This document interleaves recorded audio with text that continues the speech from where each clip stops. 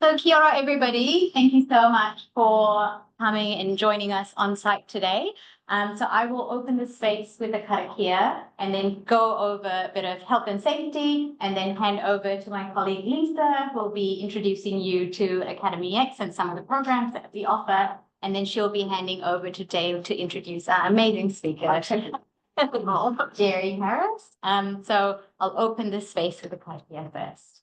Me karakia tato. Ko te kawa o runga, ko te kawa o raro, ko te kawa ora, ko te kawa ora. E rongo whakairihia ki runga turuturu ōpiti, whakamaua kia tina, huye, tai here. So kia ora and welcome. So a few health and safety things that I need to share with you is that if you're looking for the toilets, it's by the kitchen. It's by that door with a massive pink dot on it, so you can't miss it. But if you need anything else from the kitchen, please feel free to help yourselves.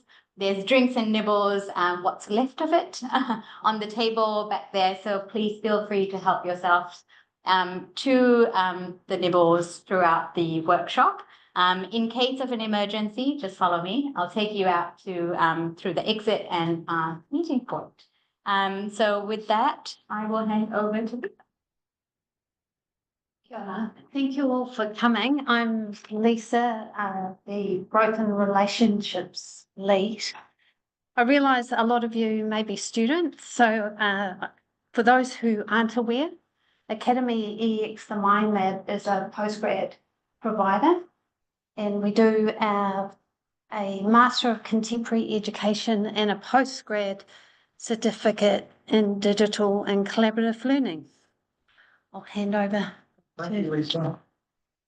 I've been asked to introduce Geri. I mean, I do know Geri a bit, but I thought I'd read out the formal thing and then maybe say a couple of other words. Geri is Director of Business Undergraduate Programs and a Senior Lecturer at AUT Business School, where she teaches and researches at the intersection of technology and education. She leads the National AI in Education Working Group for the AI Forum NZ, bringing together educators and policymakers to shape how AI is integrated across the sector.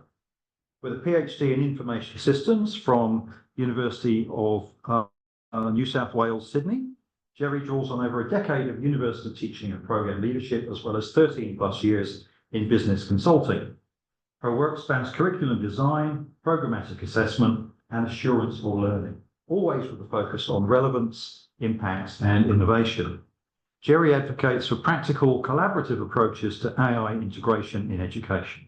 She challenges educators to rethink what and how we teach so that graduates are prepared to thrive in an AI-augmented workplace. I just also like to say a couple of things, is that we almost had the opportunity to have Geri working for us a couple of years ago, so it's quite disappointing she decided to go to AUT.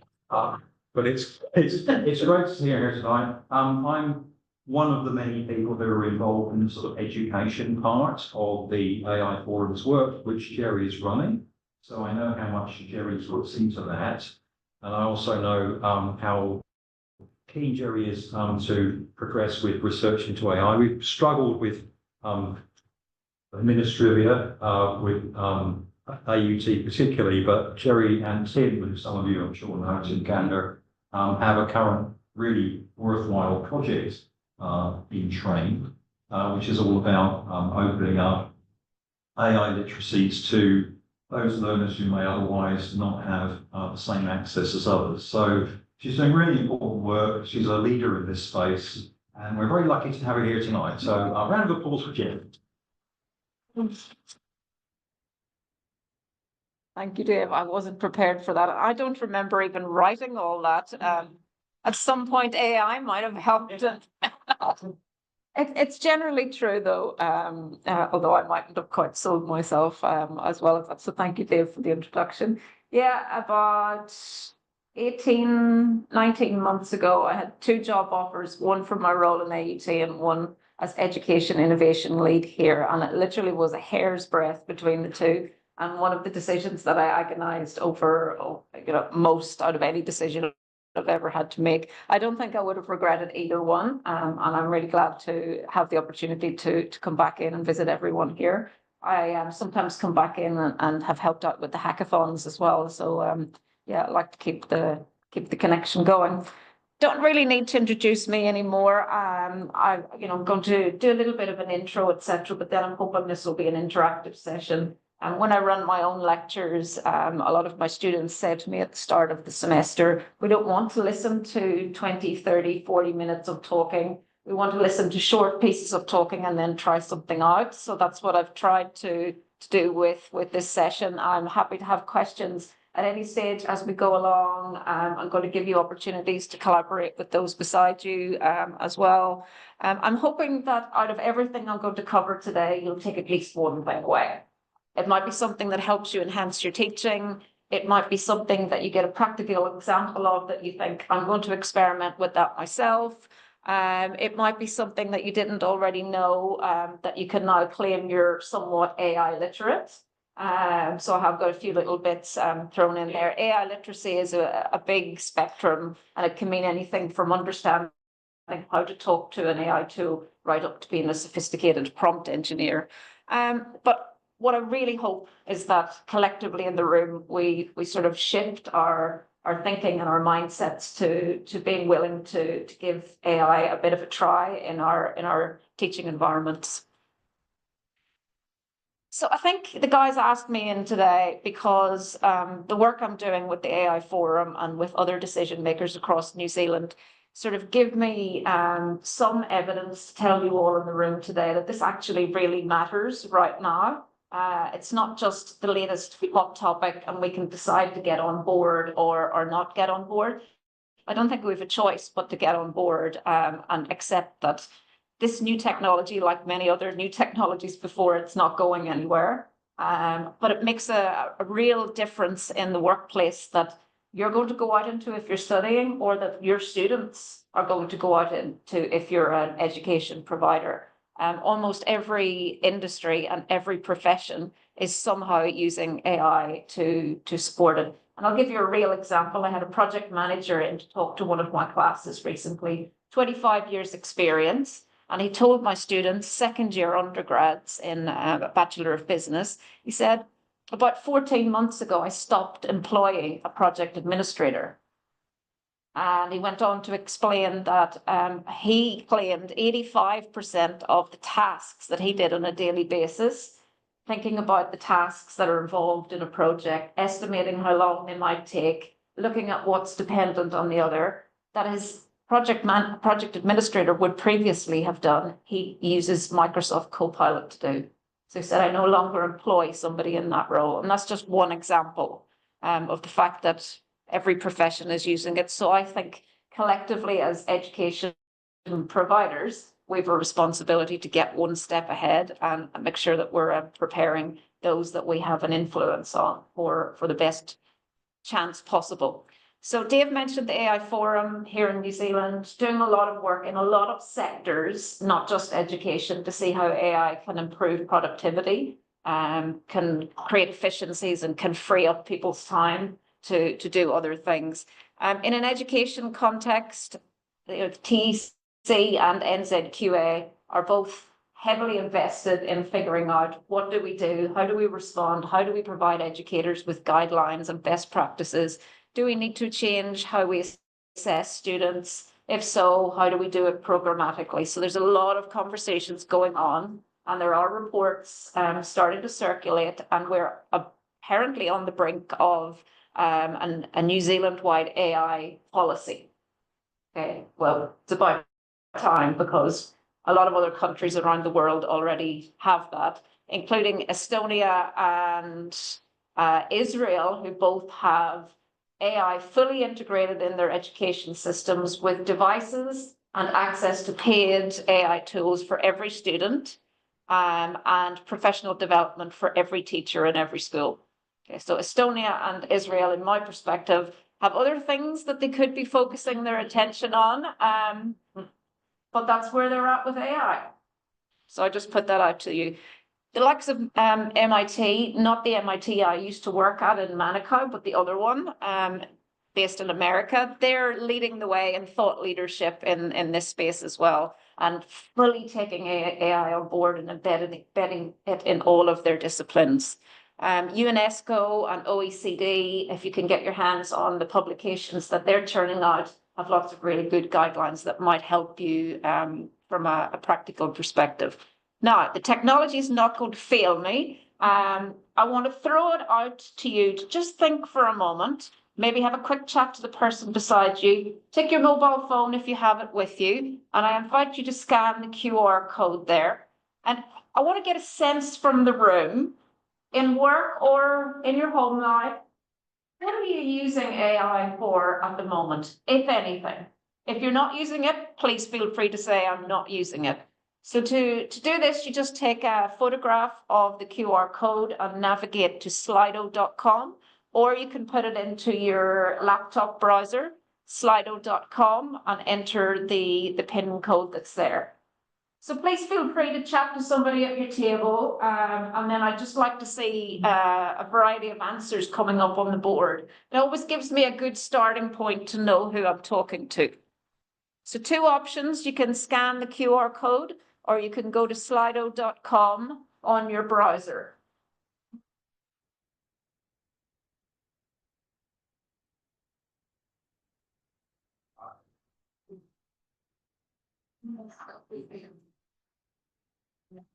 So usually we see the obvious ones coming up first, then we get a few kind of left field usages of it, like deciding what to cook for dinner based on what I have in my fridge.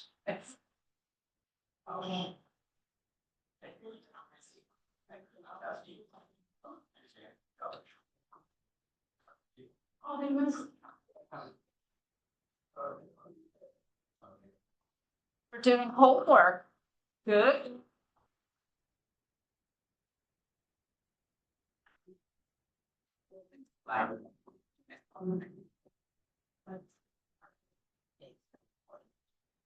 Okay, so the larger the writing on the screen, that means that more people are indicating that. So to help you with writing seems to be coming through strongly.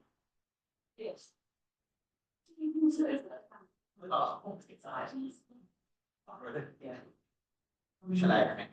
Okay, I'll just give everyone another minute to contribute your ideas. Yeah.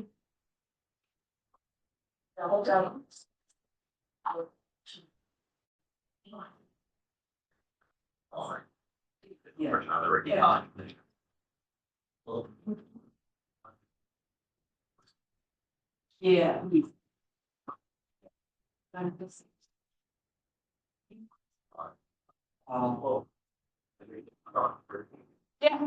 One was 2 months.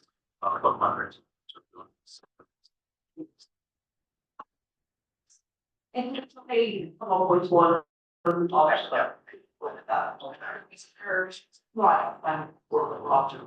Yeah. Yes. Yes. Okay, if I bring everyone's attention back to the board. So let's spend a moment just looking at what your peers in the room are doing. Okay, with AI tools, we're helping our writing. We're helping to brainstorm ideas. Okay, so in a work context, there's lots of useful ways we can make AI help us in our planning, in being more efficient and being more productive. It's really good to see that a few people are already using this for lesson plans. I'm going to talk about that and definitely made my life easier in planning while in the classroom. Using it in your studies, everyone will have your own sort of personal, I'll call it a moral compass as to where you sit on using AI tools in your studies. Some people see it as a collaborator and an aid and a personal assistant. Other people, quite often in my classes, my most enthusiastic, conscientious students are reluctant to use these tools because they want to demonstrate to me that they can do it without the tool. I'm saying, well, that's okay, but in the workplace, you'll be expected to do what you're doing and use the tools as well. So we have to also get through to those really conscientious, high-achieving students that this is not cheating. And it's not taking away from them demonstrating the learning outcomes. And we'll talk about later ways in which we can structure all this. Somebody's using it for everything. Great. I have questions about that, but we'll just sit with that for a moment. Checking references. I mean, there's a few things that I, as as somebody with a research background and teaching skills to students about referencing, just a few things I would err caution on. And referencing is a bit of a grey area for me. Checking the formatting of references I'm comfortable with, but I'm still not quite convinced that I believe all of the references. And that comes down to an assignment that I received from a student who'd written a research essay about virtual reality and augmented reality. And they had used a citation in their work several times, and I looked at that citation in their reference list. And it was a textbook about virtual reality and augmented reality, printed in 1967. Okay.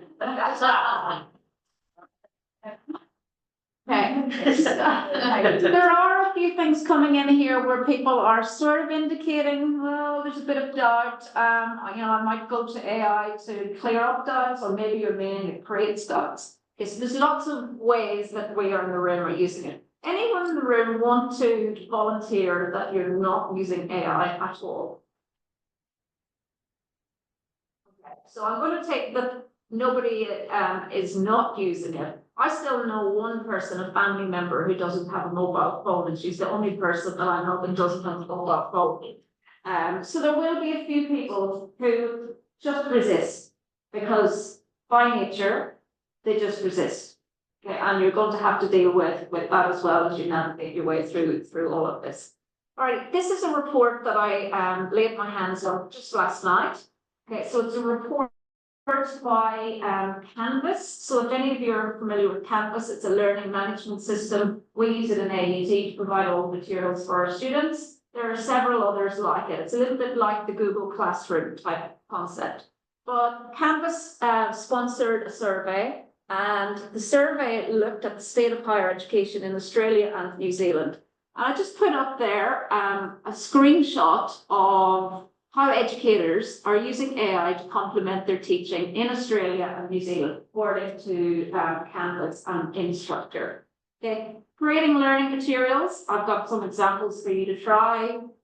Creating quiz questions. I do it every single class. I create quiz questions based on my content using AI. Providing personalized learning to students. This is held up as the holy grail. I have not yet seen any fantastically well-working examples of true personalized learning for students. It turns out that it's really hard to manage, but that's what a lot of people are trying to achieve. Creating tutorial plans, marking transcripts. Again, that's another one that you'll have your own personal compass on. Do you want to still do the marking yourself, or do you want to offload that task? Or none of these, okay? So that's the statistics from that report, and I can provide these resources after the session today. All right, so again, to get you talking a little bit about the next hour, I want you to just spend a moment thinking, what are you hearing about AI out there in the world? And what I mean by that is, what are people in industry starting to say about it? What are former students starting to say about it, having gone into the workplace and discovered that they're expected to use AI? I just want you to think for a moment, what messages are you getting? Maybe through the news, through social medias. I'd like you to share with someone beside you for a few minutes. And then I'm going to go around the room and ask each table to share a couple of those perspectives that are coming through, because we're all hearing different messages from LinkedIn, from the Ministry of Education, from everywhere. So over to you. Just think for a moment, what are you hearing that's having an influence on you, or what's prompted you to be here? Share it at your table, and then we'll get a selection of views. So that's also really good for us all to hear.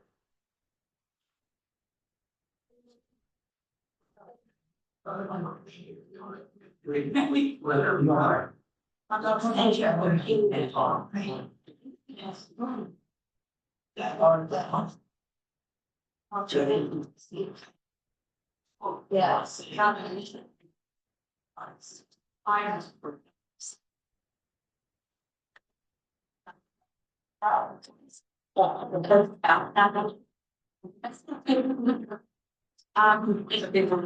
It's just finance.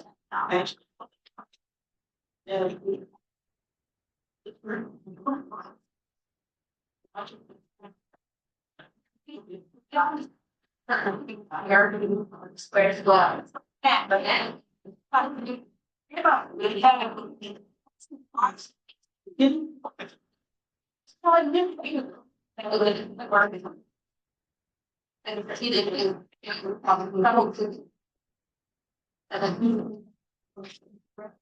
I didn't talk about this before, but that.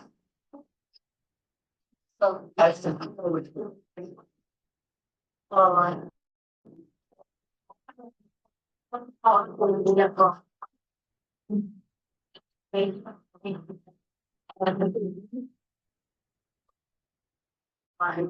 I'm in the.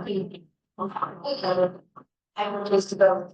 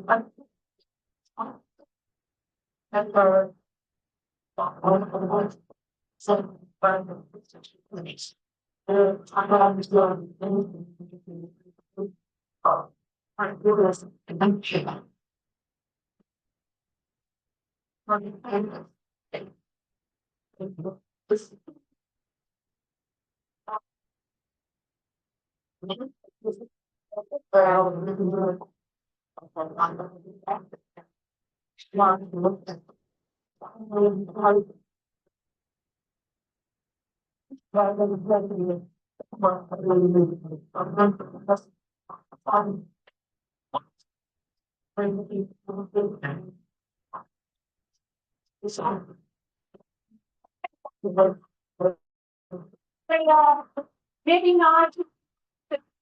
Start public graduates and you find out a couple of groups while you're doing that, maybe to share an idea. Carl and team, what are you hearing about AI, good, bad, or different? What's coming made you come, or the three making you stay awake at night thinking? It's given this, there's still a lot of uncertainty about this. Yeah, Integrity, plagiarism, cheating, yeah, it's still a very crowded area. yeah. What other edge cases still very sure to keep that in mind.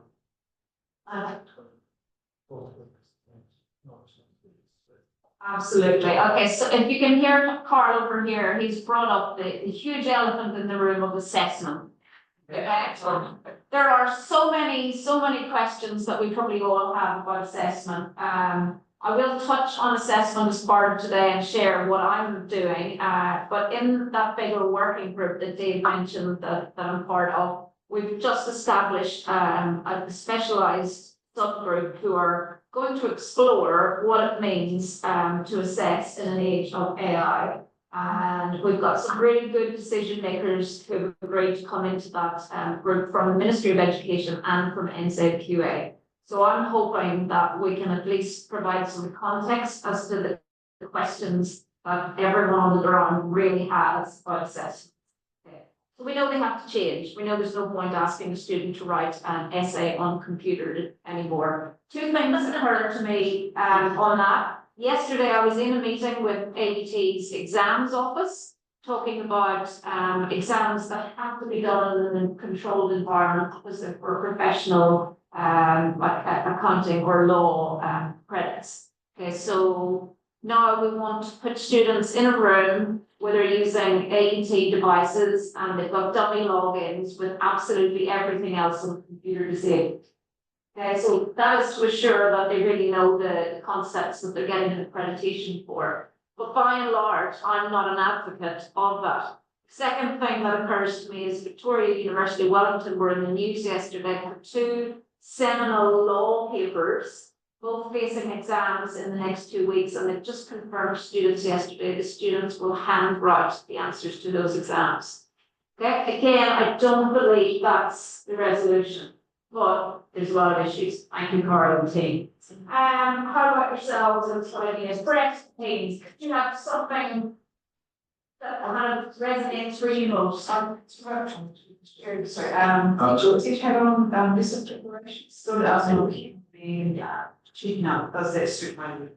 So a lot of assessment in, but Yeah. it does Yeah. places well. Yeah, and that message comes through strongly from a lot of AI sources, which is you don't replace the human involvement in any of your teaching tasks.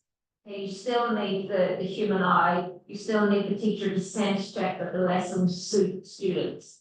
Okay, very good example. I'll come over to this side of the room. How about yourselves, Elda and Hugh? Was there something that resonated? Feel free to add your ideas. You'll get a copy of all of this afterwards. Yeah, so we're MIT and Unitech, basically the same organisation now. Yeah. And there was an issue where someone marked a whole papers using AI and then marked himself.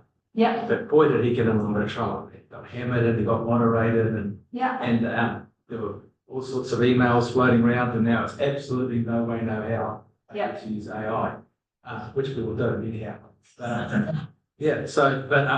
Basically there was one incident like this, and the QA people got hold of it and just it got street bobbles, and so now it's all just supposed to stop. Okay, so my response to that is to play devil's advocate and say, well, isn't that a case that we need to have senior leadership right down the way, giving us clear guidelines and policies, but also creating a safe environment to experiment with new methods. And if we fail, to fail positively. So to learn the lesson from what happened and to figure out together how do we approach this going forward. Senior management identified it as a academic risk that this is that we run the risk of losing our accreditation because the NTQA finds out that our students aren't being marked properly and things like that. So I agree. Well, they're not being marked by a human. Yeah. Not to say they're not being marked properly, because AI is marking based on millions of other people and how they've marked. But yes, it's perception. And me personally, I don't know who else feels the same way in the room. When I see something that I am sure a student has spent 30 seconds generating, I really begrudge having to spend 20-25 minutes marking it. Yes. Okay, so there's a real dichotomy there as well. Thank you, Hugh and Elda. Maybe at the back table, we'll take one more. Is there something that resonates for you guys?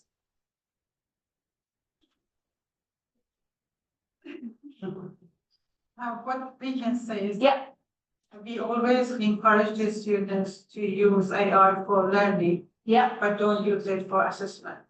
They use it for answering the assessment, and then we check it against Canvas AI detection, and it is famous for providing false positive results. We have to do interview and everything, which is a fun process.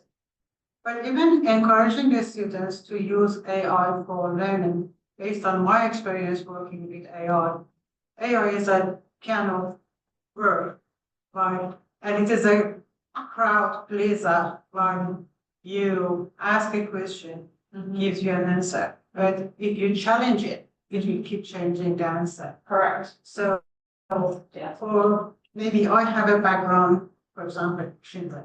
So I know that where is the fault for students, undergraduate students, they don't know, and then they get along with it. Exactly. Well, that brings up another thorny issue, which is this whole thing of teaching our students and us ourselves learning that critical thinking to be able to question what is produced. My own 2 teenagers believe everything that's produced by everybody, including Mr. Beast. They quote him to me.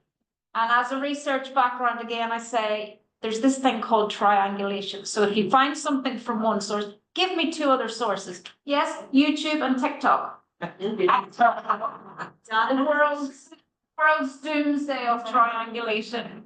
Okay. But critical thinking, not believing everything that we read. Okay. There are lots and lots of other answers here, so thank you everyone for contributing. I'm not going to go through them all, but after the session, when I save these slides, I will give them to Academy EX, who can decide if they're going to share them, and you'll have access to all these other answers. So collectively, we've got a lot of burning bushes that has brought us here today. So let's get on to some examples of how I use it and get you using your laptops. Okay, so one of the main uses, and probably the first way I started using AI in my teaching without really understanding where I was going, I started to find tools that could create content that was interactive. Because the message, like I said to you at the start, that I hear from my students is, we can't listen, we just want to do. Okay, so I get them using QR codes like I've got you guys to do already. I get them putting their ideas up on screen. They love seeing their ideas on screen, and they love that I can talk to the ideas that they've put up. So I found a few tools, and I tried Nearpod. I'm using the Slido add-in to PowerPoint today with you all. I've tried Mentimeter. There's free versions, there's paid versions, they have pros, they have cons, but the one I've settled on is a tool called CuriPod. So it's there on the screen, if my laser's working. No, oh, it is kind of. CuriPod, I'll show you on the next slide what it is. So I discovered this because when I started teaching one of the papers last year, I inherited slide decks from my predecessor that were 40 to 50 slides long, to be delivered in a 3-hour class to master's students who were paying a lot of money to do their masters. And I thought there's got to be a better way than me standing talking for 3 hours at 5 p.m. on a Monday evening. So I played with CuriPod, and what I found CuriPod allowed me to do was to upload my slide deck as a PDF and give it time to work its magic, and then it curated the slides, and anywhere it could, it turned the static slide into an interactive activity. A word cloud, a poll. So I have one example where I was trying to teach students how many bytes are there in a petabyte, something like this. And I was given a slide that had 5 bullet points defining what a petabyte is. And I thought really the only thing they need to know on that slide is how many bytes are in it. So I put up a question, a poll with 4 possible answers. Is there 1,000 bytes? Is there 1,000,000 bytes? Whatever, 4 options, and asked the students to tell me. And that created a learning moment that, for me, was a more effective teaching experience for the students. Okay, so the way it works, you can upload your content and it will curate it. If I've given the students a case study that week to go with the slides and the other readings, I can also put the case study into CuriPod, and it will break the case study up into suggested activities that my students can do at tables. Okay, so I give it some prompts, and I'll give you an example in a moment. So these tools are designed for us as educators. They're very good at creating engaging lessons, and it's minimal effort. Really, it's really minimal effort. You can use these tools in another way where you can say, I'm teaching about Napoleon today. Create me some content. So that's the other way of using it. Okay, so I'm going to let you guys experiment with this now. If you've got your laptops with you, please feel free to join in. So CuriPod is free to join. You go to curipod.com. And I know you're all doing different things. Some of you are teaching, some of you are studying, but if you can identify, just as an example, a subject that you teach or that you're learning on, or you have a presentation that you think, God, this presentation was so text heavy and boring, let's have a play, and I'll open CurryPod in a moment and do this with the screen. So let's do this in our tables. We're going to either put in a subject and get CurryPod to create a lesson for us, or we're going to take a set of presentation slides we have and ask CurryPod to curate it. Okay, so let's get CurryPod open first and think about what you might use. I'll open it on my screen as well, and we'll let it do its thing. And then we'll look at what it's produced for you and have a talk about what it's created and how suitable you think it might be. Okay? Yeah.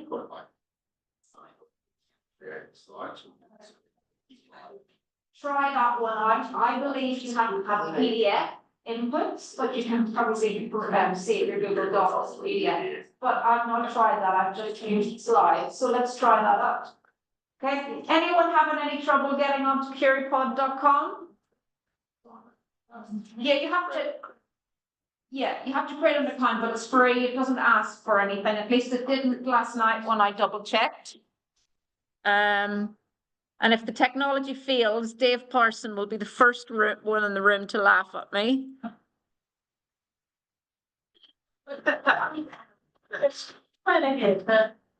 Okay, so I'm just going to stop sharing for a moment while I open CurryPod as well.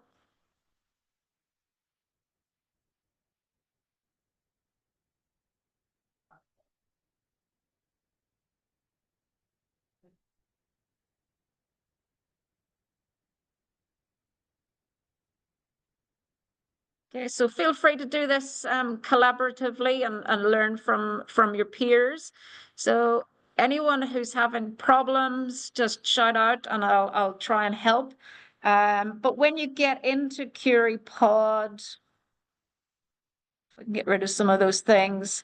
When you get into CurryPod, the easiest way to start is with get a lesson. Okay, so just to explain what's on my screen, you can see these are other lessons that I've run, and I'll show you a few of those examples after you've had a play yourself. So the easiest way is to start with get lesson.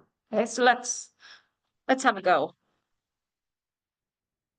Okay, so your options are you can do what I first explained, which is curify your slides. This is where you upload a version of your own slides and you ask CurryPod to do some magic and where it can to turn some of your slides into activities. You might want to just generate a lesson on a topic right from scratch with AI giving you the input. Now, what CurryPod allows teachers to do is to pick the level or the grade at which you want to create the lesson. Okay? It used to have an option for professional development, which they removed without any notification about a year ago. So the highest grade you can do is, I think, year 12. Okay, so I just use year 12 for my uni work. It used to allow the professional development, but there's not really much different. Okay, so these are the two that I generally use. You're more than welcome to try these others, which I haven't spent much time in. But let me know if you're having a go with yourself. Yeah. Yeah, I want you to look at how useful this might be for you. Does it improve some slides that you already have? Could it speed you up on creating slides about a topic? Is it appropriate for the grade that you specify?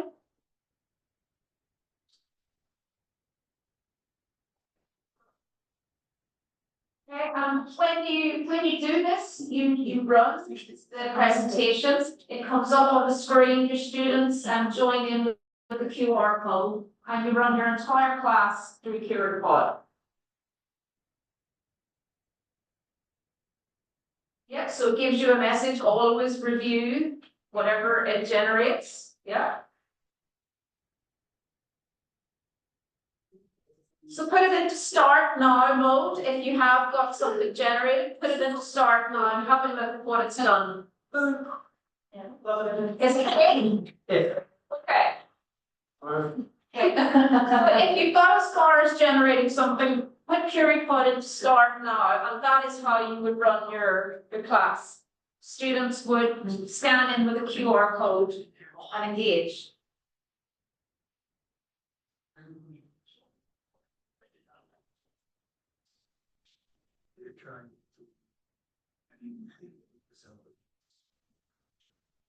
can use it through your laptop. Yeah, you can join CurryPod always by typing in currypod.com and using it through your browser. You don't have to use it. Oh, yes.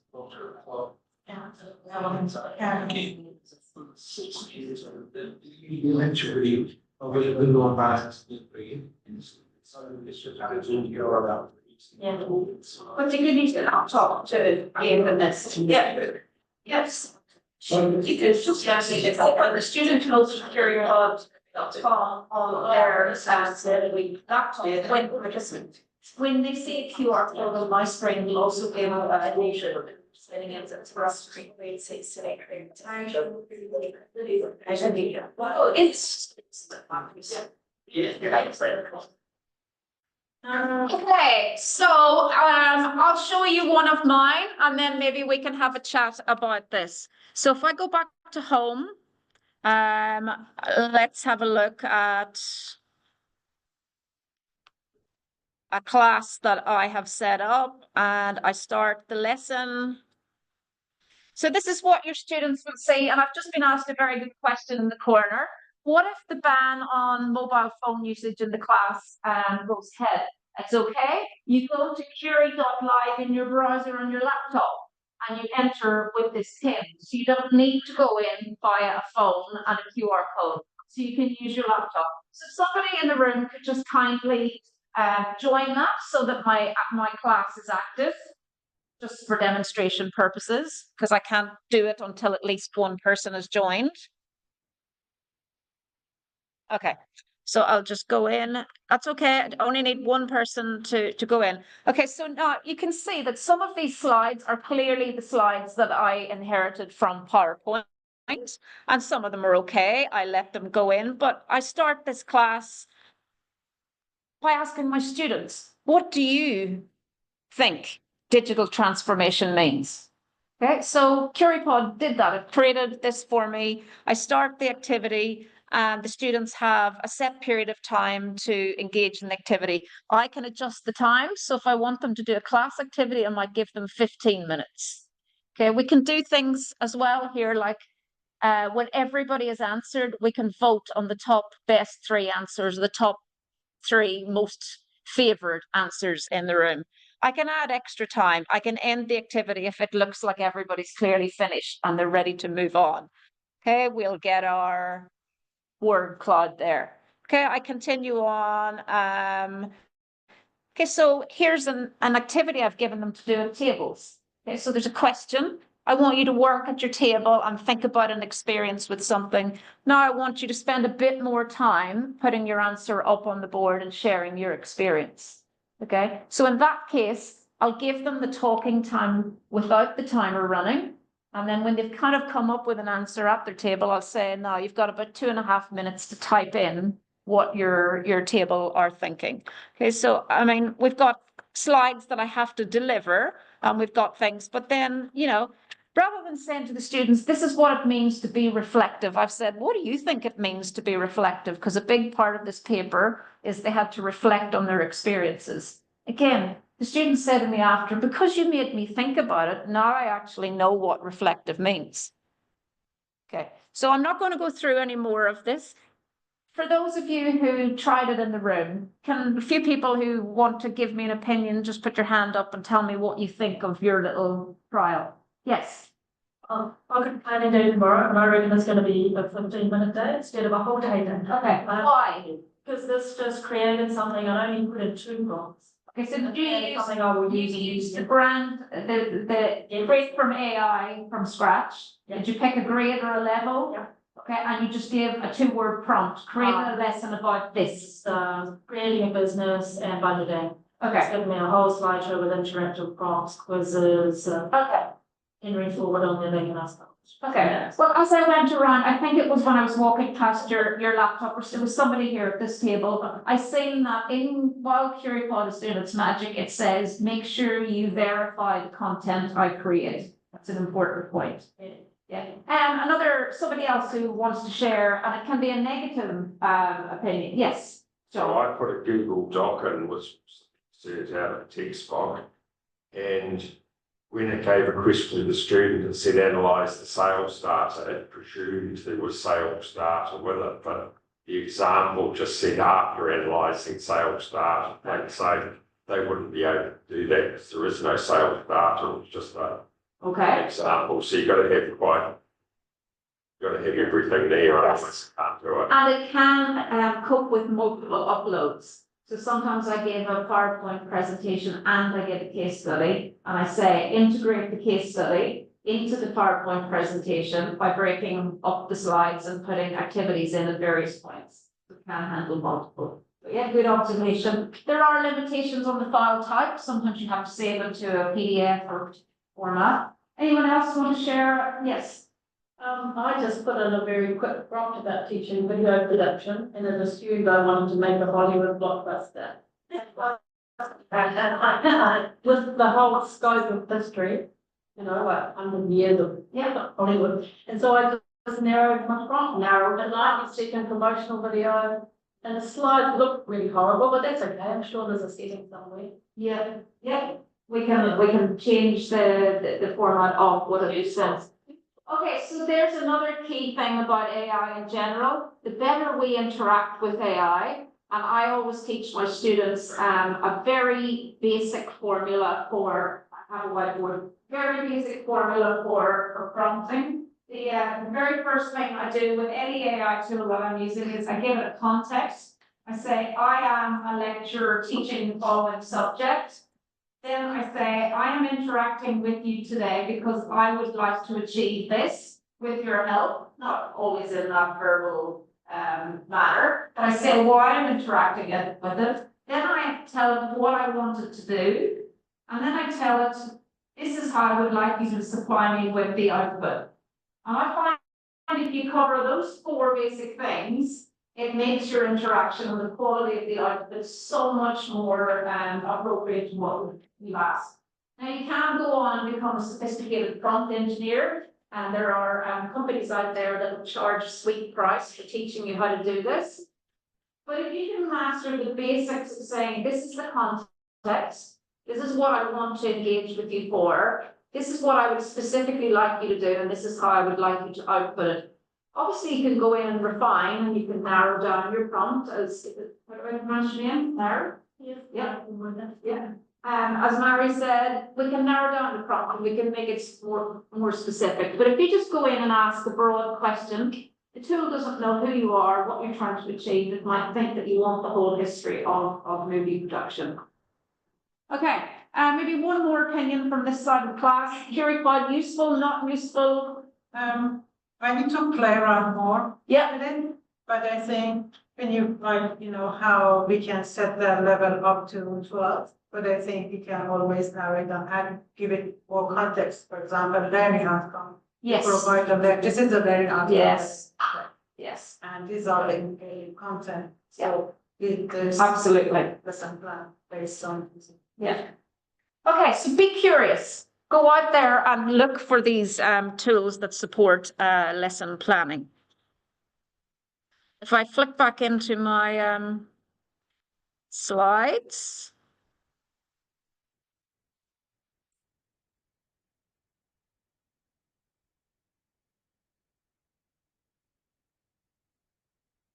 Okay, important point, always review what comes out. Discuss with your peers in work who has used a tool that you could maybe have a go at, could be given a demonstration. If you try something, be willing to share it with your peers as well. Our AI forum group has a community of practice of educators, which is hosted by Bay Shaw, hiding over in the corner here, and Tim Gander. And every fortnight, the community of practice holds an online session on a Monday evening from 5 to 6, where we get somebody to share a best practice such as this. In that online forum, we share the resources through that community. If you want to join that community, you need to approach myself, Bea, Dave Parsons. We can tell you how to join that community. And we're sharing and we're building up a repository of these kind of resources that people have tried and tested. Okay. All righty.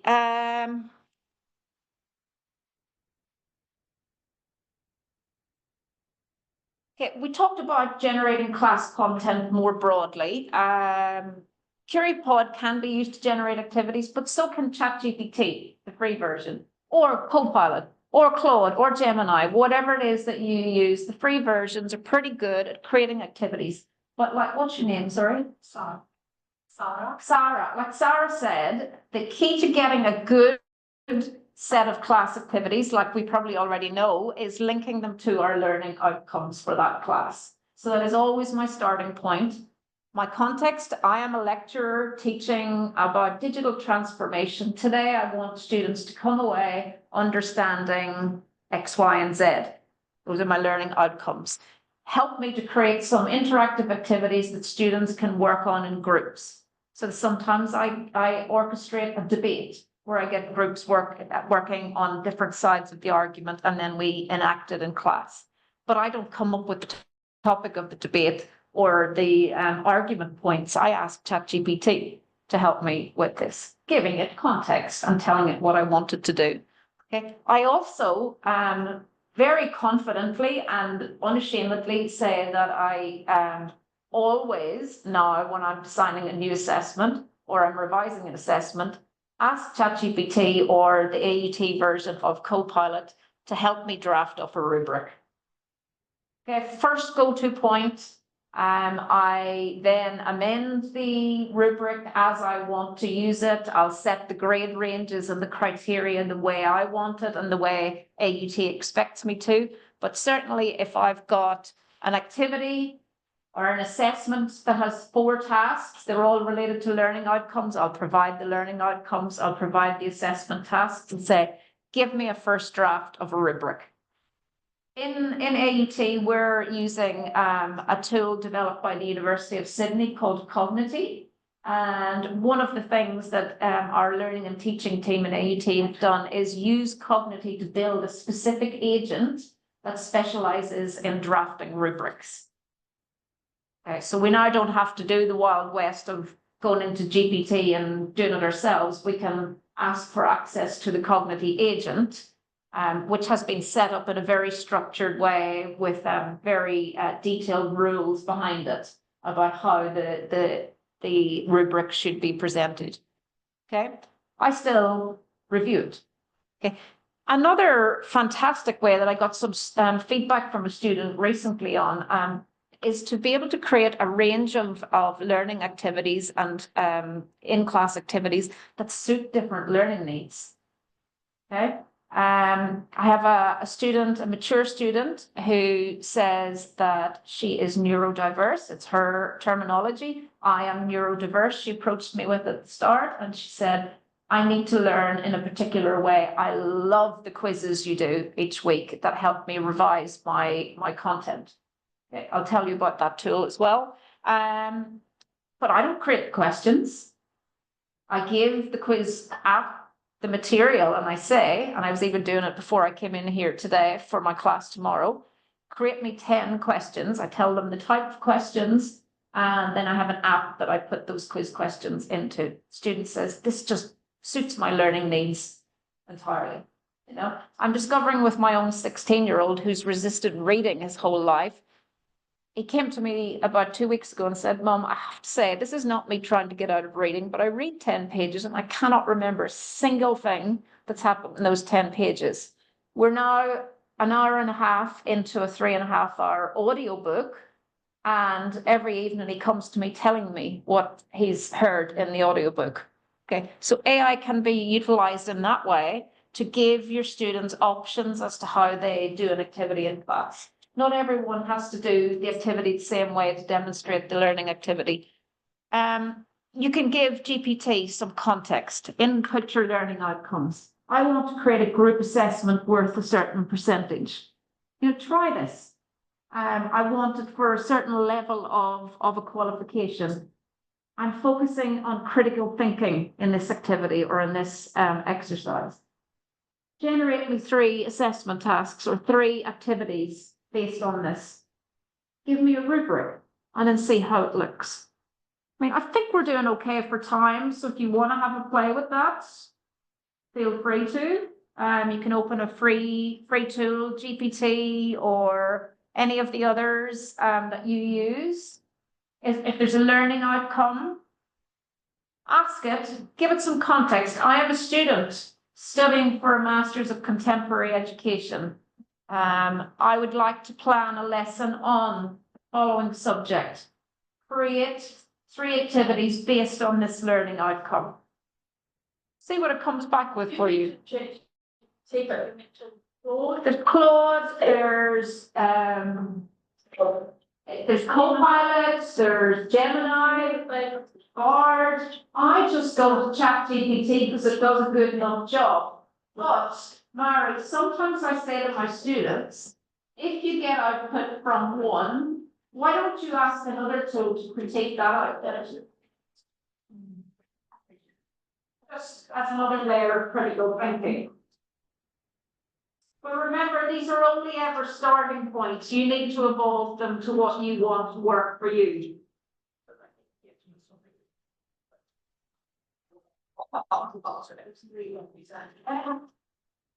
First, tell it who you are, what you're trying to achieve. Be specific, give it a learning outcome. Tell it what you want to create for you. If you get that far, could you go further and ask for a rubric? I know we're not going to be able to spend a lot of time on these activities, but try.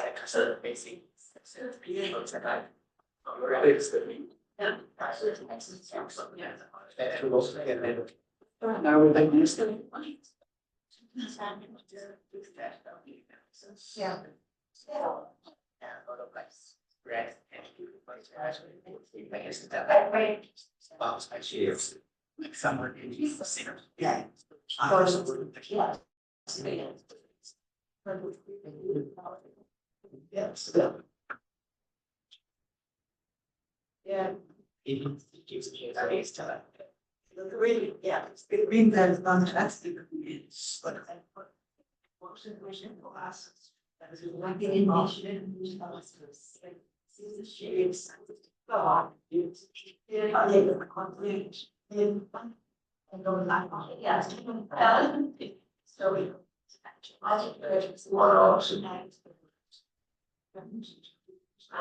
first time I realized those are people that were that's sorry, I don't sorry, I don't touch the hands. Oh no, the only it's in bed of it. But talking about I remember that was it. My God,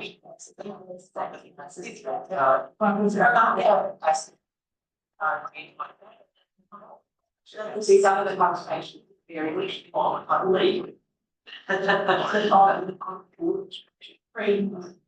My goodness, and they don't have any I speak to they have contract, that's for sure.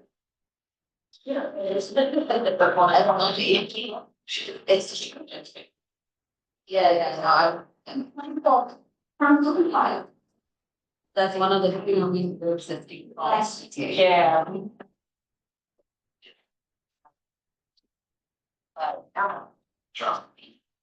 Yeah, it gives you. Okay, now we're kind of rushing through these activities, but that's because I have so much I want to share with you. Did anybody manage to do an activity or a set of activities? Did anyone manage to create an activity or a set of activities or a rubric? Yeah. Okay, so when we start with these and we evolve them.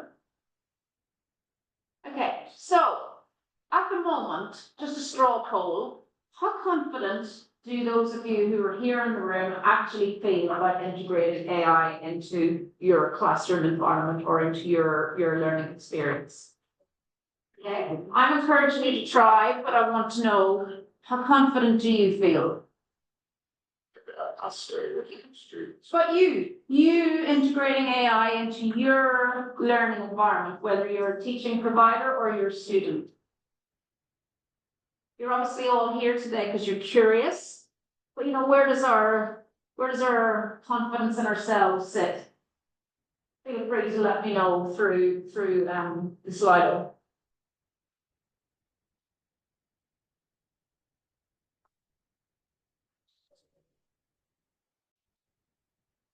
Okay.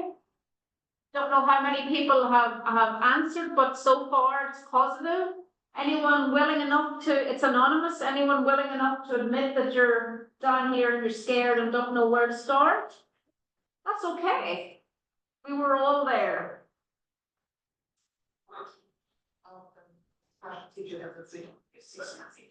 Yeah. Yeah. Yeah. Well, what's on the screen at the minute, asking your students in the room questions like this is really important as well. How confident do you feel? Do you think that using AI to help you with your homework is cheating? Okay, have these conversations in the classroom, because it's not. I have built in custom GPTs for my own kids to help them with various things like algebra. Okay, I can't remember how I learned algebra, but you can add in a custom GPT to ChatGPT that focuses on algebra instruction. Okay, so have these conversations with your students. Encourage yourself to move over to the right-hand side. Okay, in the interest of time, I might just talk you through this one. Similarly to what I got you to experiment, always start with a learning outcome. Okay, always start here with your learning outcome. Draft your activities, review them, maybe even peer review them with a colleague. Talk to a student you trust before semester and say, these are the activities I'm thinking of doing with the class. Do those work for you? So I always ask the students what works best for you. And most of them say, flip the classroom. Let me do the preparation myself, and then you spend the class time with hands-on experiments. Okay, other ways I use these tools in my teaching. I've mentioned the quizzes. There is a particular app called which you do need to buy a license for. I'm using it with one of my classes this semester. I got a teaching development grant to buy a license, which was $5,000 for 80 users. But this app, I think I have it on the next slide. Okay, so Quitch, I've set up my class in it. All my learners have it on their phone or on their laptop, and I can create quiz questions either from scratch with their AI function. I can upload a file and use their AI function to create questions for me in Quitch, or I can create the questions right from the start. So what I was doing before I came into you today for the class that I'm running tomorrow, PowerPoint slides, textbook chapter, and a case study, fed it in here, and I have created 10 multiple choice questions which students will then get after class, the day after class. Now, Quitch was built by an Australian organisation based on a lot of research where they found that if concepts are revisited within 24 hours of first hearing about them, students have an 80% higher likelihood of retaining that concept. Okay, I know my students don't go back and look at their lecture notes 24 hours after, maybe not even before the end of semester again. But if you push this out to them, it's gamified. There's a leaderboard. I call out the leader in class each week and give them a chocolate. I can see in the background, I can report and run reports on engagement. One thing I can do in it, I can go into the announcements and filter the students by those who have not participated or are at risk because they haven't mastered the concepts. So they're getting the questions wrong. Okay, and I can push out extra material to those students. Okay, this is about engagement, but it's using gamification and AI hand in hand.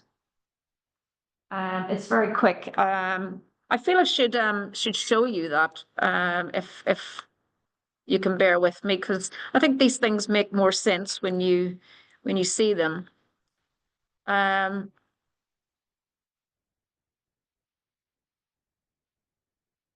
So if I share, this is my class manager for the class I'm using Quitch with.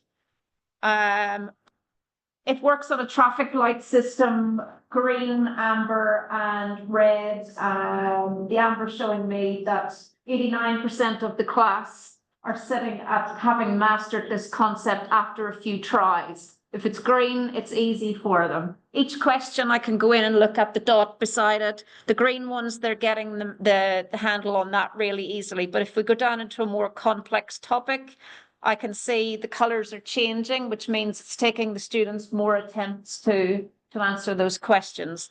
In the background, I can go in and generate an announcement by those at risk because they're not mastering the concept and push out extra resources to them. I can see on my dashboard how many students have enrolled, how long are they spending playing it, what time of the day are they playing it at, when's the best to push out these resources to them. Yeah? I'm trying to understand what is the difference between this one and just Canvas? Because somehow Canvas can give us these reports as well. Yeah, well, from my perspective, it might be similar to Canvas in terms of the analytics that you can run. But from the student's perspective, and I can't show you this on the big screen because it's on here. Everything is on their apps. They'll receive all their notifications. They can go in and look at themselves on a leaderboard against their classmates. They get badges and streaks for numbers of correct answers, and they level up for mastering content and concepts. Gamification's fun. Yeah. Again, and I keep talking about my own teenagers, but my 16-year-old went on a school expedition before Christmas, no phones allowed. So he gave his Snapchat login to his best friend to maintain their 1,000 and something day streak.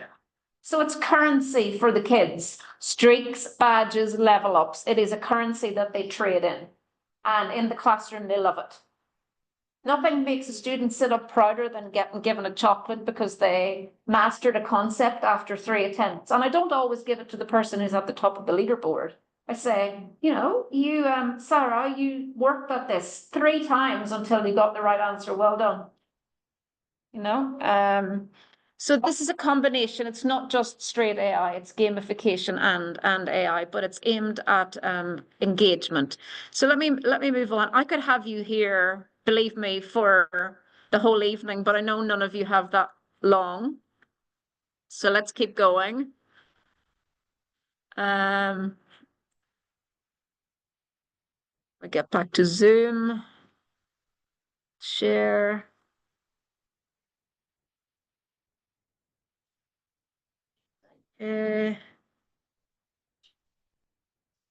All right, we're back, are we? Yes, okay.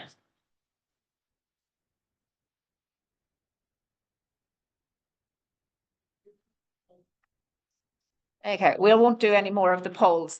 Going back to that report I mentioned earlier, now that we've talked about a few things and we've got a gauge of how you're feeling, have a look at this side of the board, which is the things your Australian colleagues are most concerned about when it comes to AI, and the things that here in New Zealand as educators we're most concerned about. Here, we're most concerned, 73% of those surveyed said, I feel in New Zealand there's a lack of general understanding around AI. That is much lower in Australia.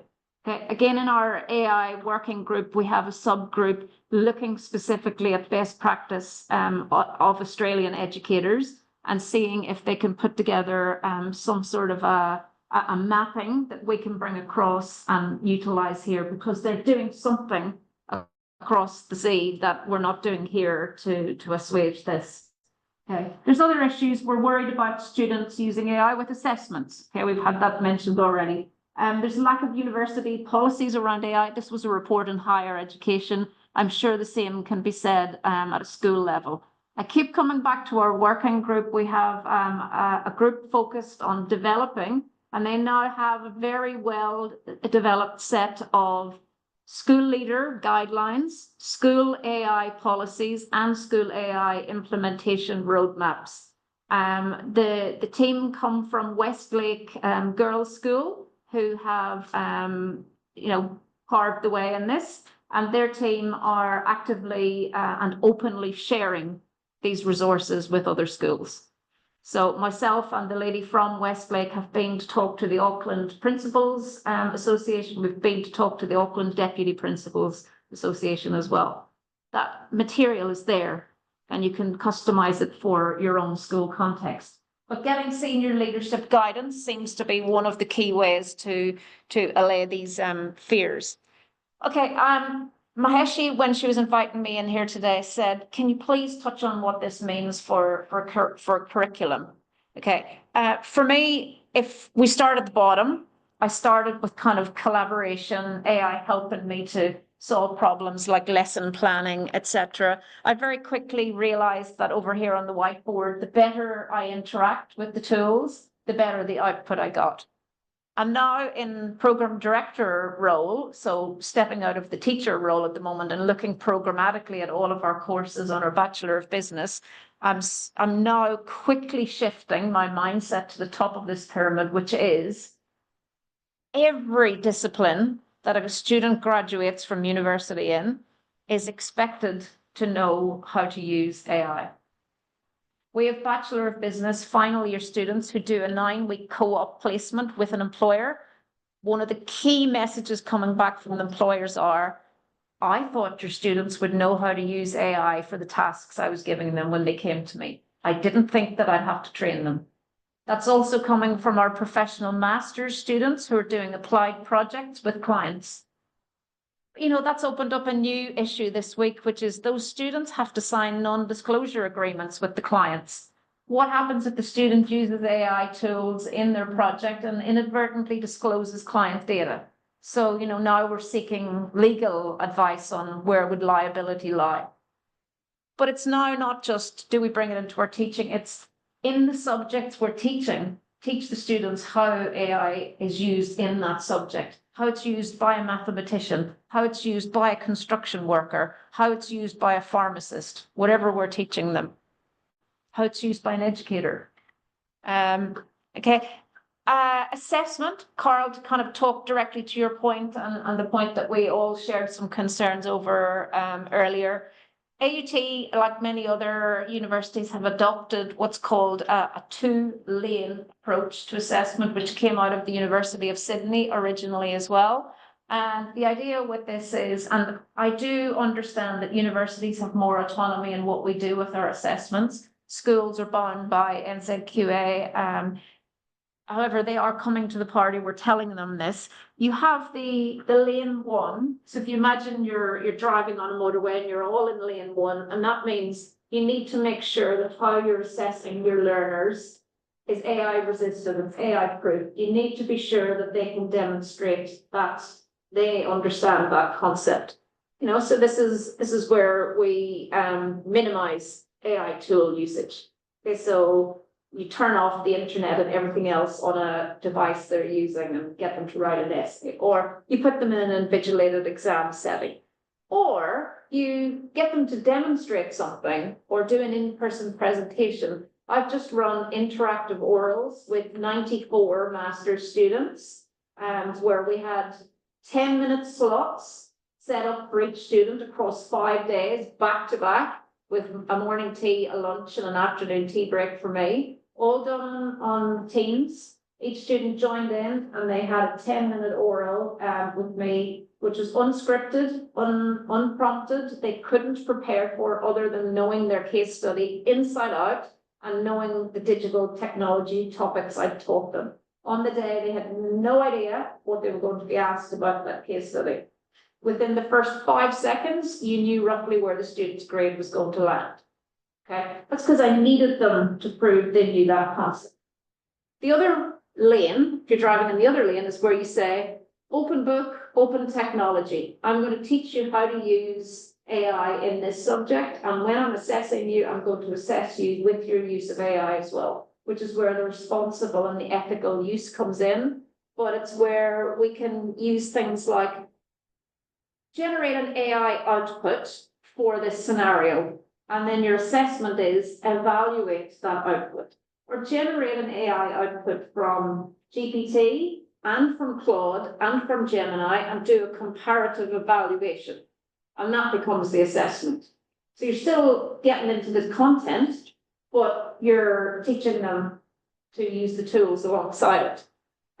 You can do some tool assisted research. So teach the prompts, get the students to craft good prompts, grade those prompts, then get them to use the prompts and do some reflection on how effective their engagement was, how effective the quality of the answers they got was, did it help them to demonstrate the learning that they hoped to. Okay, so there are ways we can do these. So what we're trying to do, and most other universities are probably trying to do this as well, is we're trying to look across all our subjects and balance a mix of both of these types of assessments. Some where the students have to be assessed in controlled conditions, some where we teach them the skills needed and we say, go for it, open book, open technology. I pivoted to Lane 2 really quickly when my first attempt to do a Lane 1 failed miserably in front of my eyes with 100 second-year students in a lecture theatre for a controlled case study, where I thought I'd be clever.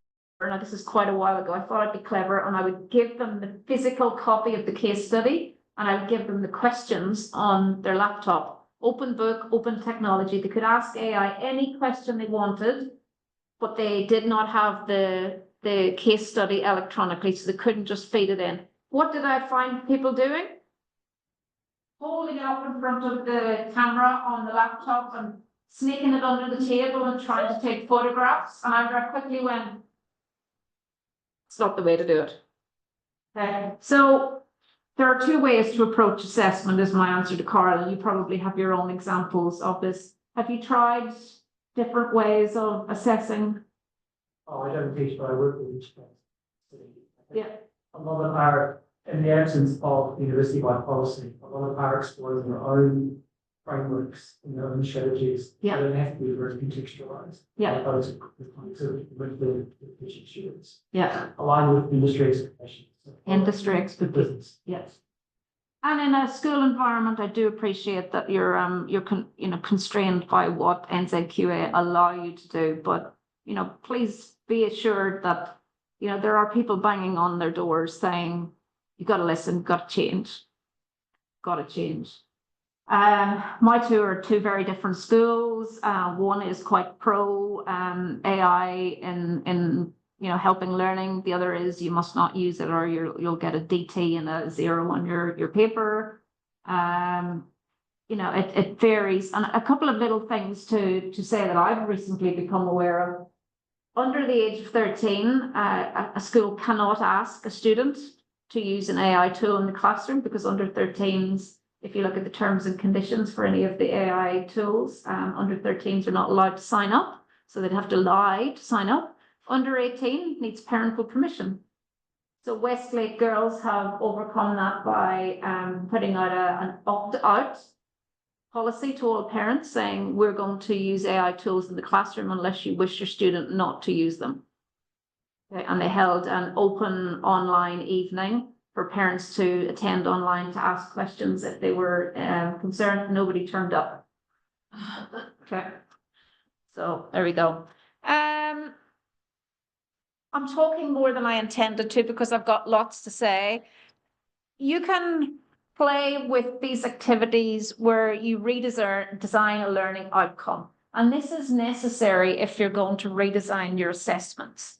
Okay, so thinking back to pre-GPT, how many of us did assessments that said, explain the following concept or describe and discuss? Okay, those terms as learning outcomes are defunct if you're allowing students open technology. AI specializes at define, describe, discuss. Tools like Perplexity, you can actually use Perplexity and elicit to do some very sophisticated analysis across different sources that you might be asked to evaluate. It'll come up with fantastic tables for you with, here's the gaps in all the papers. Here's the common methodology used in each paper. So define, discuss, compare, contrast. This wording in learning outcomes is defunct. So what do you think we move to instead? What sort of words do we need to get into our learning outcomes? Design, maybe we ask the students design or implement. Apply, demonstrate. Evaluate. Okay, so we can actually use the tools to help us redesign our learning outcomes. Again, go back to the context. I want to make my subject that I'm teaching much more AI augmented and encourage technology to be used in that subject. Here are the learning outcomes I've started with. Help me to rewrite those in such a way that I could be designing activities that are going to test the student. Critically evaluate, get in that creativity, get in that critical thinking, get in that evaluate question. Okay. So describe, explain, demonstrate that you understand something. If you're giving your students tools and you're allowing them to use your tools for those assessments, they're not going to do them themselves.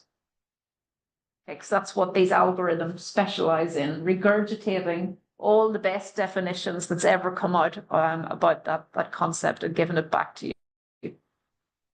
Yeah.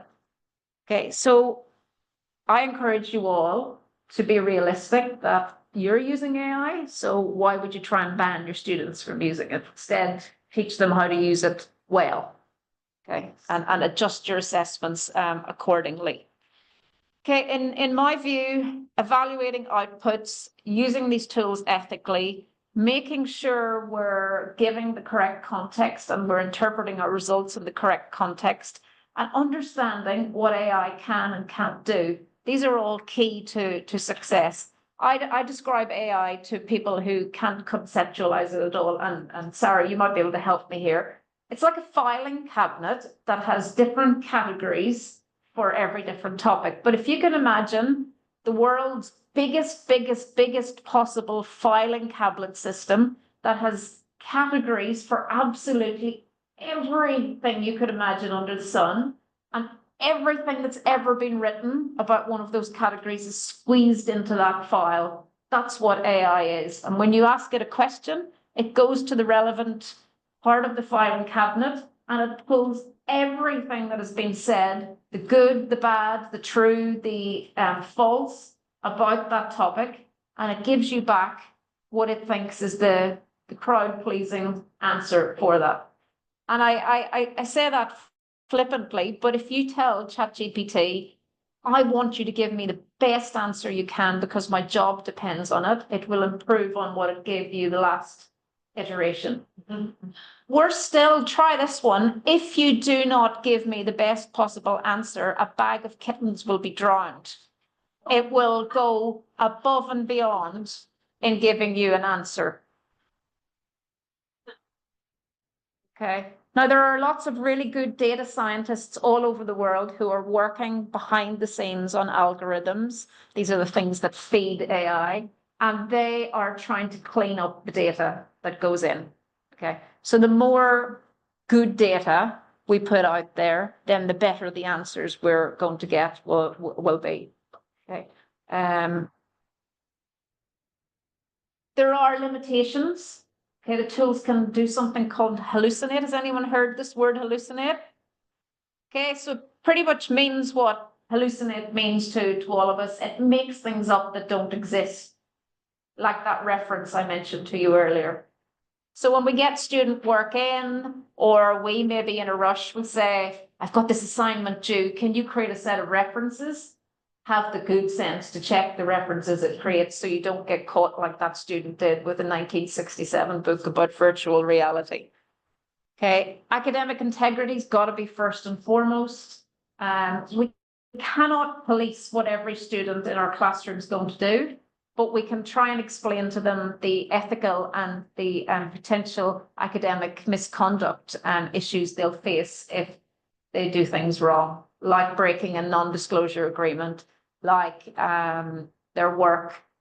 My phrase is excellent essay or excellent work. However, output marks a big deviation from your normal standard of work.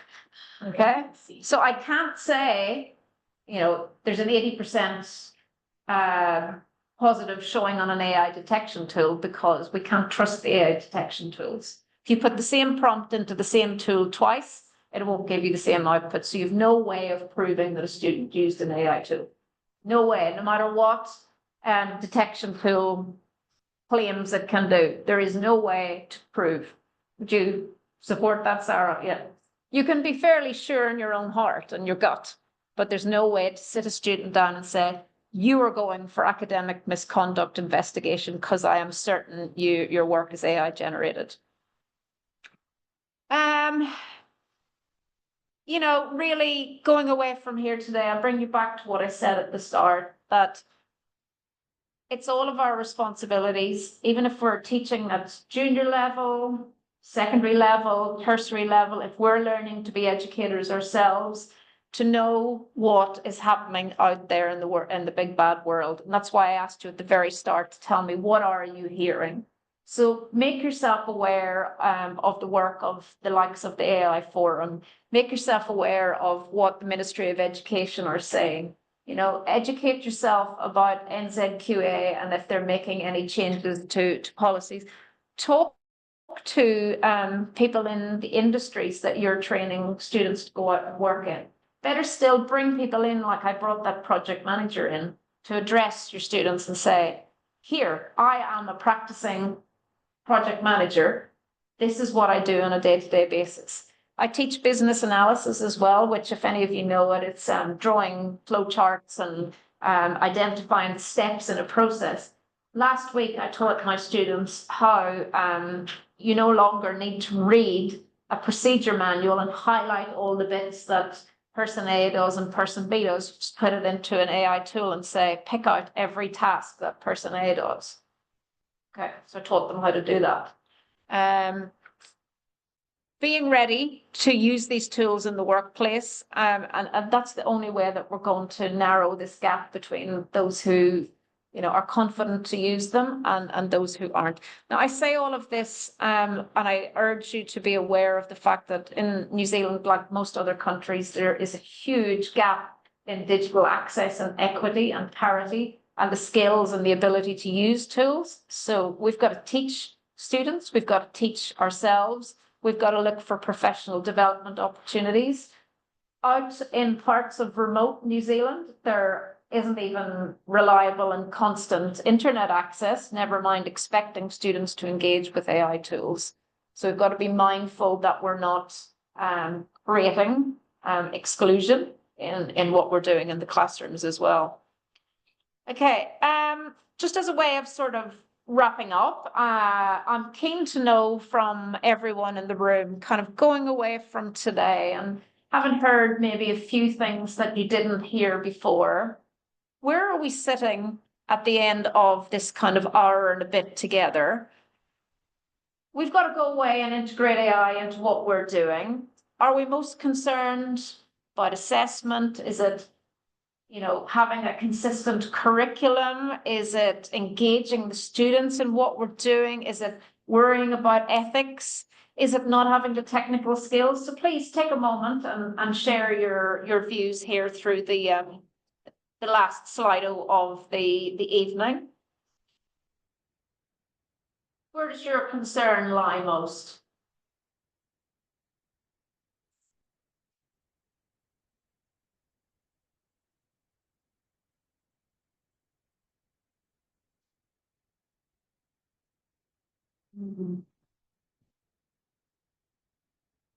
Okay, ethics, assessments, and having the technical skills.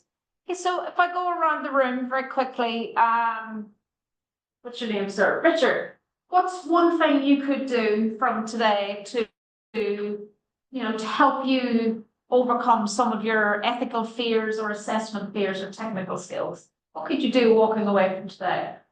I think the thing is as a learning experience, Okay, just like when the internet arrived. yeah, In my day, was with corporate, they were very into the internet because of the ethical issues. yeah. And I think it's a learning experience that's better to focus on some of those other things that are showing up and how they can benefit the people. Okay, thank you. Kay, what's one thing you could do today to become more confident integrating AI or overcoming a challenge? I think it's similar to Richard, really just staying up to date with issues. Stay up to date. What about the technical skills? Like what can we do going away from today to lift our technical skills? Okay. Join the fortnightly community forum. Yeah, okay, so join communities of practice, hear what other people are doing, experiment.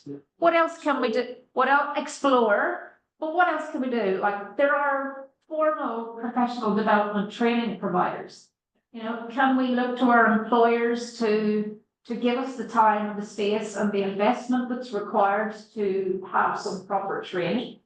Okay, what other skill in life would we be set loose to do without being trained in it? Okay, drive, whatever, you know, we're given training. So it's only appropriate we be given training in this. What else can we do? I mean, Dave and Lisa, maybe from an Academy EX perspective, are there micro credentials here? I mean, there's qualifications we can do, aren't there? Yeah, it's a really good point. One of the things that we've not done deliberately is we haven't created a micro-credential in AI. And the reason is that we're trying to integrate AI into everything, rather than kind of put it in a particular forms. Yeah. But I mean, that said, it might equally be a role for something which is specifically about AI. But yeah, at the end of the day, it's got to be textual, hasn't it? That's right. That's why we've ended up saying, okay, well, programs that have will bring in AI. So our new micro-credential is going to be about innovation, rather than AI. And obviously, there's going to be a lot of AI in that. Who in the room's on LinkedIn? Okay, and who in the room is aware that LinkedIn have a free portal called LinkedIn Learning? Okay, LinkedIn Learning, if you're a LinkedIn member, you have access to an AI enabled engine for finding courses, short courses, you know, around an hour duration that will talk you through what is prompt engineering.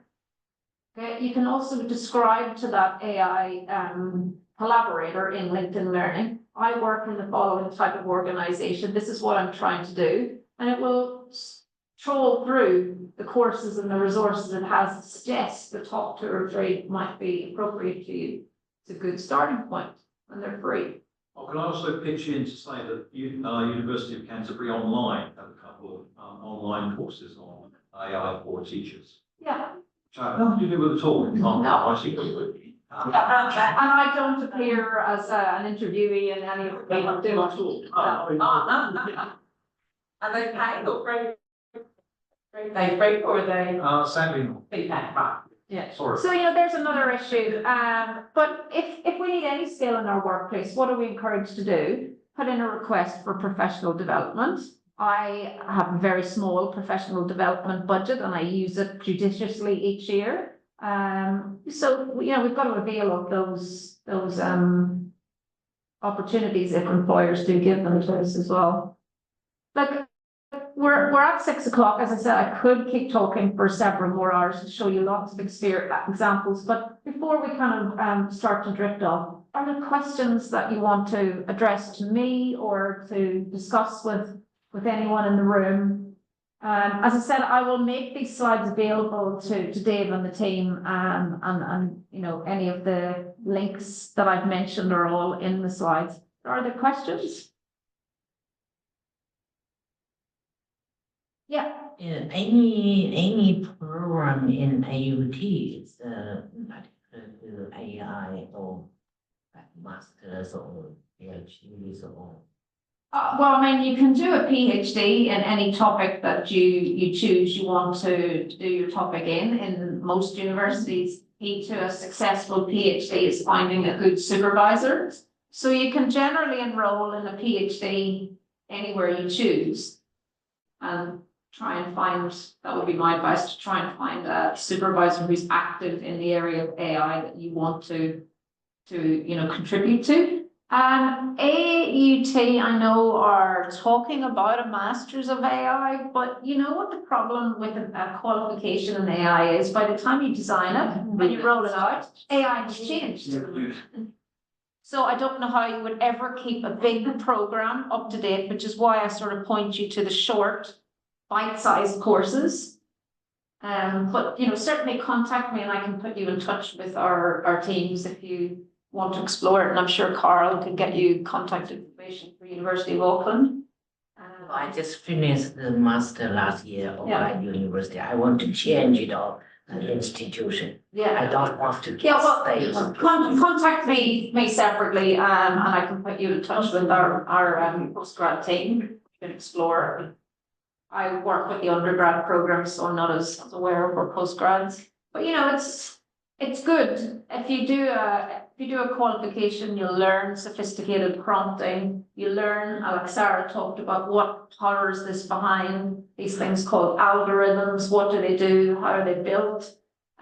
You probably need to be a bit interested in data to get into that side of AI. Any other questions for me? Yes, Carl. Great presentation, Jim. What you're saying. Good. Good inspiration for me too, as I kind of think about framing workshops to start around. Yeah. IELTS too. I'm just thinking about with ethical use and promoting good practice and integrity. So to what extent do you kind of model or how transparent are you with students around the use of AI in their own practice? And do you say, this is how I'm using it? Fully. This should also be how you should probably be using it to study? Fully transparent. Sometimes I'll actually show the screen while I'm doing something. Yeah, fully transparent. And I share with students the failures that I have as well. Yeah, like something like a friend Mary here, you know, I did too simple a prompt the first time. So I asked for a lesson in video production and it gave me the history of, you know, television and screen and whatever. So I failed. So what did I have to do? I had to change and do this. I'm a bit more careful with the students probably in terms of, you know, I wouldn't really disclose to them openly that I've used AI to generate their rubrics, just because the students may very easily lose trust in me. Oh, she's generating a rubric with AI. Is she going to mark me with AI as well? And I don't mark with AI because I choose not to, but I know some of my colleagues who do. You know, be open and be transparent. I find that the students in general relate well to humility in the classroom. You can show that you've got faults as well. You know, they'll often come up at the end and sort of go, I'm really glad you shared that because that happened to me too. You know, you can curate what you share as well, Carl. So, you know, you can put yourself out there to the extent you want to put yourself out there. Yeah, I did a similar presentation to this, different slides, but the technology failed me in front of our entire senior leadership team at a faculty board meeting, and I had to own that technology had failed amidst comments from the room like, oh, if the technology expert can't get the technology working, how are we going to? But, you know, we're all learning in this new field, just like any other new technology that came along. Yeah. And if my 85-year-old mum can master video conferencing calls on a smartphone, I reckon we can all master AI. Any other questions?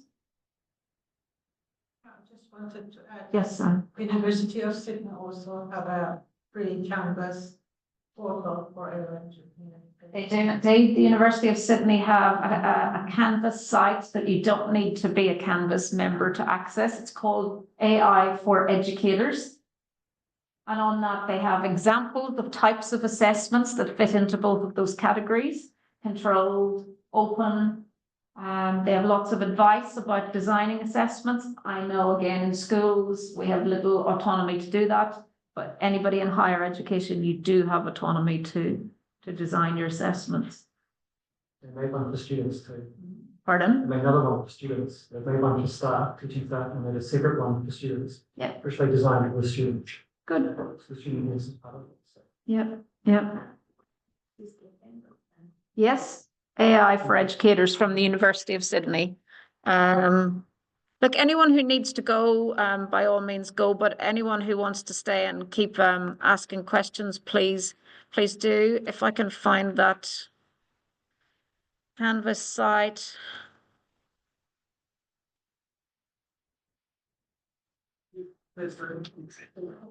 Yeah. Before you all leave, and over the day.